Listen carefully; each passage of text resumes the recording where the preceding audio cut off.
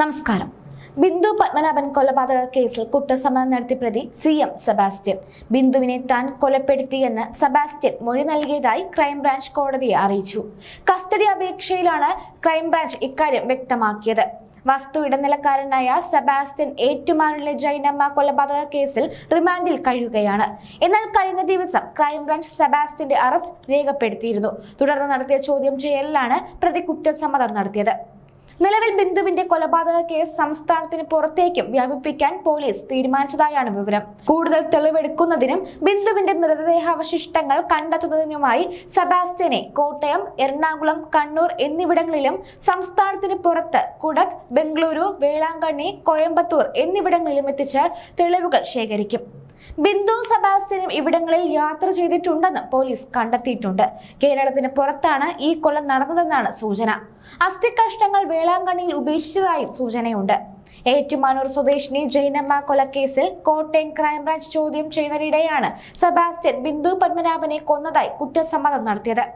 Cherthala police അന്വേഷിക്കുന്ന retired panchayat ജീവനക്കാരി Aisha തിരോധാന കേസിലും അന്വേഷണം പുരോഗമിക്കുകയാണ്. ബിന്ദു പത്മനാഭനെ കാണാനില്ലെന്ന് 2017 വിദേശത്തുള്ള സഹോദരൻ പ്രവീൺ നൽകിയ പരാതിയിൽ പട്ടണക്കാട് പോലീസ് എടുത്ത കേസിലാണ് ക്രൈംബ്രാഞ്ച് തുടരന്വേഷണം നടത്തുന്നത്. 2002 മുതൽ സഹോദരി കാണാനില്ലെന്നായിരുന്നു പരാതി. ബിന്ദു പത്മനാഭൻ 2003 മുതൽ സെബാസ്റ്റ്യനുമായി അടുത്ത ബന്ധം പുലർത്തിയിരുന്നതായും പലതവണ പള്ളിപ്പുറത്തെ സെബാസ്റ്റ്യന്റെ വീട്ടിൽ ചെന്നിരുന്നതായും അന്വേഷണ സംഘം കണ്ടെത്തിയിരുന്നു. 2006 ഇവർ കൊല ചെയ്യപ്പെട്ടെന്നാണ് നിഗമനം. ബിന്ദു കൊല്ലപ്പെട്ടതായി കരുതുന്ന 2006 ശേഷം ബിന്ദുവിന്റെ പേരിലുള്ള ഭൂമി വ്യാജ പ്രമാണത്തിലൂടെ തട്ടിയെടുത്തതിലടക്കം 3 കേസുകൾ സെബാസ്റ്റ്യന്റെ പേരിലുണ്ട്. ബിന്ദു പത്മനാഭനെ സെബാസ്റ്റ്യനും സുഹൃത്തും ചേർന്ന് കൊലപ്പെടുത്തിയെന്ന ശബ്ദരേഖ അടുത്തിടെ പുറത്തു വന്നിരുന്നു. ദല്ലാളായ സോഡ പൊന്നപ്പൻ അയൽവാസിയായ കടകരപ്പള്ളി സ്വദേശിനി ശശികലയോടാണ് കൊലപാതക വിവരം വെളിപ്പെടുത്തിയത്. 4 വർഷം മുമ്പാണ് ശശികലയോട് സോഡ പൊന്നപ്പൻ സംസാരിച്ചത്. ശബ്ദരേഖ ക്രൈംബ്രാഞ്ച് പരിശോധിച്ചു വരികയാണ്. ഈ സ്ത്രീയുടെ മൊഴിയും പോലീസ് രേഖപ്പെടുത്തിയിട്ടുണ്ട്. സെബാസ്റ്റ്യനും സുഹൃത്തും ചേർന്ന് ബിന്ദുവിനെ എങ്ങനെയാണ് കൊലപ്പെടുത്തിയതെന്ന് പൊന്നപ്പൻ പറയുന്നത് ശബ്ദരേഖയിലുണ്ട്. സ്വത്ത് ായി ബിന്ദു പത്മനാഭനെ സെബാസ്റ്റ്യനും സുഹൃത്തിനും താനാണ് പരിചയപ്പെടുത്തി കൊടുത്തതെന്ന് പൊന്നപ്പൻ പറയുന്നുണ്ട്. ബിന്ദുവിന്റെ കയ്യിൽ പണമുണ്ടെന്ന് മനസ്സിലാക്കിയതോടുകൂടി സെബാസ്റ്റ്യനും സുഹൃത്തും അവിടുത്തെ സ്ഥിരം സന്ദർശകരായി. അവർ ഒന്നിച്ചിരുന്ന് മദ്യപിക്കാറുണ്ടായിരുന്നു. ബിന്ദുവിനെ സെബാസ്റ്റ്യനും സുഹൃത്തും ചേർന്ന് ലഹരി നൽകി മയക്കിയ ശേഷം ശുചിമുറിയിൽ വെച്ച് കൊലപ്പെടുത്തിയെന്നും ശബ്ദരേഖയിലുണ്ട്. ഒരു ദിവസം വൈകിട്ട് തന്നെ കാണാൻ സെബാസ്റ്റ്യൻ വന്നിരുന്നു. അന്ന് സെബാസ്റ്റ്യന്റെ മുഖത്ത് ബിന്ദു തല്ലിയതിന്റെ പാടുണ്ടായിരുന്നു.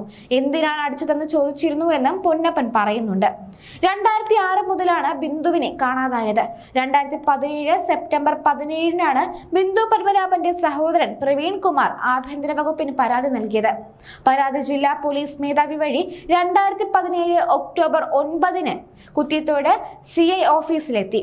എന്നാൽ 70 ദിവസത്തിന് ശേഷം ഡിസംബർ 19 പ്രഥമ വിവര റിപ്പോർട്ട് ഇട്ടത്. സെബാസ്റ്റ്യൻ പള്ളിപ്പുറത്തുകാർക്ക് ഒരു കാലത്ത് അമ്മാവനായിരുന്നു. വസ്തു ഇടപാടുകളിലൂടെ സമ്പന്നനായ സെബാസ്റ്റ്യൻ നാട്ടുകാരുമായി വലിയ സഹകരണത്തിലും സഹായവുമായിരുന്നു. 2017 ബിന്ദു പത്മനാഭൻ തിരോധാന കേസിൽ പിടിയിലാകുകയും കുടുങ്ങുകയും ചെയ്തതോടെയാണ് ഇയാൾ നാട്ടിന്റെ സംശയനിഴലിലാകുന്നത്. ഏറ്റുമാനൂർ സ്വദേശിനി ജൈനമ്മയ്ക്ക് സെബാസ്റ്റ്യനുമായി നേരത്തെ ബന്ധമുണ്ടായിരുന്നതായും സൂചനയുണ്ട്. ഇത്തരത്തിലുള്ള വിവരങ്ങളിലും അന്വേഷണ സംഘം തെളിവുകൾ തേടുന്നുണ്ട്.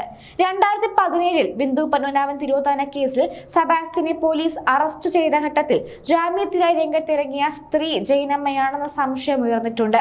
ഇതിന്റെയും അടിസ്ഥാനത്തിലാണ് കാണാതായ ജൈനമ്മയെ കുറിച്ചുള്ള അന്വേഷണം സെബാസ്റ്റ്യനിലേക്ക് എത്തുന്നത്. ഇവരുടെ ടവർ ലൊക്കേഷൻ പള്ളിപ്പുറത്ത് നിന്നാണെന്ന് കണ്ടെത്തുകയും 2 പേരും ഒരേ ടവറിൽ പരിധിയിൽ വന്നതോടുമാണ് അന്വേഷണത്തിന്റെ ചൂടേറിയത്. ഇതെല്ലാം കൃത്യമായി കണക്കാക്കിയാണ് സെബാസ്റ്റ്യനെ പോലീസ് പിടികൂടിയത്.